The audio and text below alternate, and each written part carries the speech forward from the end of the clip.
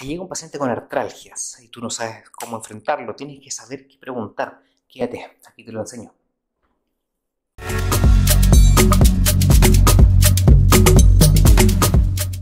Hola, buenos días.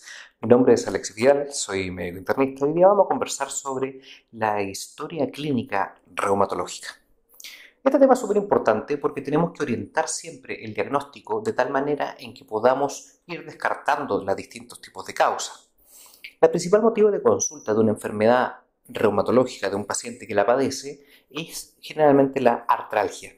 Y hay que entender la artralgia con sus distintas manifestaciones. Este dolor articular, en el fondo, cómo inicia, cuánto tiempo de duración tiene, cuál es su intermitencia, si tiene algún tipo de progresión o regresión, si es de carácter migratorio o no, si afecta más de algún tipo de articulación, si tiene un compromiso simétrico o si tiene un componente aditivo principalmente.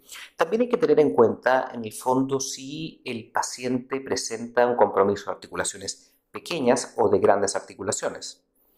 Ahora, saliendo un poquito del tema de la artralgia, hay que ver también los motivos por los cuales se estaban produciendo.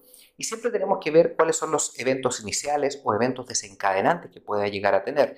Dígase algún tipo de vacunación reciente, alguna enfermedad viral o bacteriana que pudiese haberse presentado, medicamentos que pudieran estar asociados también con el inicio de los síntomas, traumas, si tiene algún antecedente de alguna enfermedad familiar, pródromos en sí que pudiese llegar a tener, algunos episodios previos o es la primera vez del paciente propiamente tal, la fecha de inicio que es importante a mencionar y el tipo de progresión a la fecha. Todos estos cuadros es importante en el fondo ir catalogándolo y clasificando. Si es un componente, por ejemplo, monoarticular, hay que descartar tres grandes causas. Una infección, si tiene algún tipo de artritis inducida por cristales o algún trauma asociada. La enfermedad poliarticular uno podría ir dividiéndola y redistribuyéndola dependiendo de las manifestaciones articulares propiamente tal, el tipo de progresión, si es migratorio o no, o aditivo, y las manifestaciones extraarticulares, como una calcinosis subcondral, o pudieses tener en el fondo manifestaciones cutáneas, si pudieses tener fiebre, pudiésemos tener en el fondo caída del pelo, úlceras orales, síntomas Zika que le llamamos, que son la sequedad de la mucosa y no solamente del ojo o de la boca, sino también de la zona, por ejemplo, en las mujeres, zona vaginal. También hay que mencionar en el fondo cuadros de baja de peso, linfadenopatías, que puede también relacionarse con algunas otras enfermedades, no solamente del área reumatológica, sino que también hematológica. Los cuadros de rigidez matinal respecto a esta artralgia también hay que mencionarlos precozmente. La rigidez matinal hay que saber preguntarla, hay que saberle decir al paciente si tiene algún tipo de agarrotamiento, si le cuesta moverse, si está muy tieso en la mañana cuando despierta y cuánto se demora hasta tomar, por ejemplo, una taza.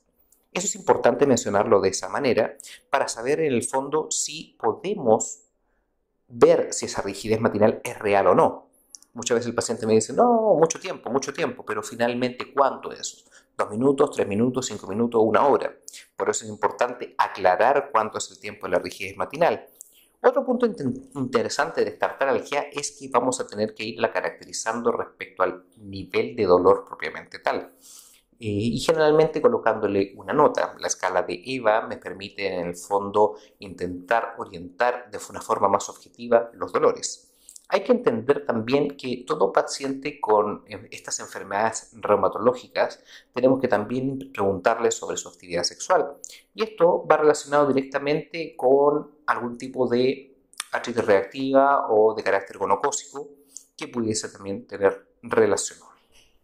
Ahora, hay que también tener en cuenta que como estos pacientes en el fondo sus terapias son carácter inmunosupresor, inmunomoduladores, donde tienen algún efecto teratogénico, tenemos que siempre estar preguntando si la paciente en el fondo puede estar embarazada o no, para poder siempre iniciar cualquier tipo de tratamiento o continuarlo propiamente tal. Y si no lo fuese, ofrecerle algún tipo de método anticonceptivo asociado.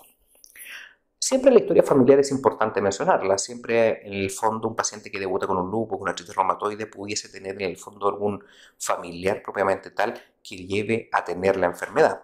Generalmente es la misma enfermedad, pero no solamente eso. Las mesenquimopatías en el fondo tienen relación entre unas y otras, por lo cual en el fondo podemos tener una sobrina, primo, tío con lupus y la misma paciente pudiese tener alguna otra de la misma familia. Es importante tener todos estos puntos que he sido comentando para que tengamos claro el manejo que tenemos que tener con estos pacientes, porque son muchos puntos a tener en cuenta y siempre tenemos que tener una historia clínica completa. Y eso para todo, no solamente para las causas reumatológicas. Por eso es importante, en el fondo, que pregunten todas las cosas que he ido mencionando para que no se nos escape ningún punto. Sigue nuestras redes, deja tu like y comparte nuestros videos. Nos vemos pronto. Que estés bien.